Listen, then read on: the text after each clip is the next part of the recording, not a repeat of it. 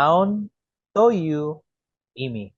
Ginagamit ito pag binibigyan mo ng meaning ang iyong pangalan. Ito yung pattern ha. Noun, wa. Noun, to, you, imi.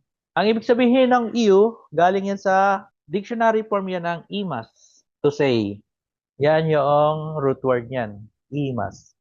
Ang ilalagay mo dito sa particle wa is yung mismong pangalan mo. Tapos, ilalagay mo naman sa particle to yung kahulugan.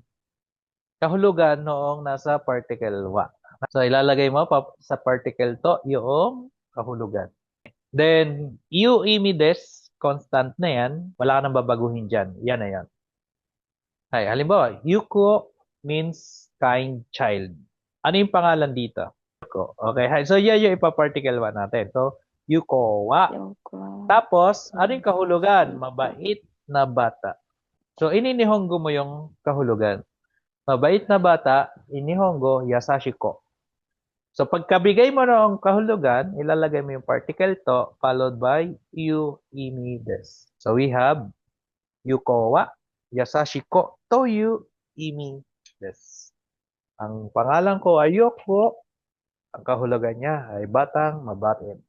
Ang pangalan ko ay Maria Flora, at ang kahulugan ng salitang Maria Flora ay beautiful flower. So, ang pangalan dito is si Maria Flora, no? Maria Florawa. Then, kahulugan, beautiful flower. Paano sa Nihongo yung beautiful flower? Kereina hana. So, Kereina hana. Toyu imi des. Maria Flora wa Kereina hana toyu imi des. Hindi lang siya sa pangalan ng tao, pwede rin siya, sabi dito, use when you explain the meaning of a word. So, kahit ano daw pwede mong bigyan ng kahulugan.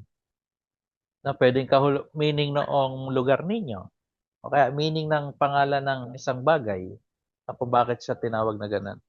Halimbawa, pwede rin yung mga pagkain. Ito, halimbawa, pagkain. Bamkuhen, no, pangalan to ng pagkain. Bamkuhen. So, bamkuhen wa. So, anong kahulugan ng bamkuhen? Tree cake daw.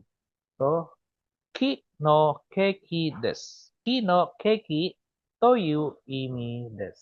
Ayan. So, hindi lang sa pangalan ng tao. Pwede siyang gamitin. Basta noun. No? Basta noun.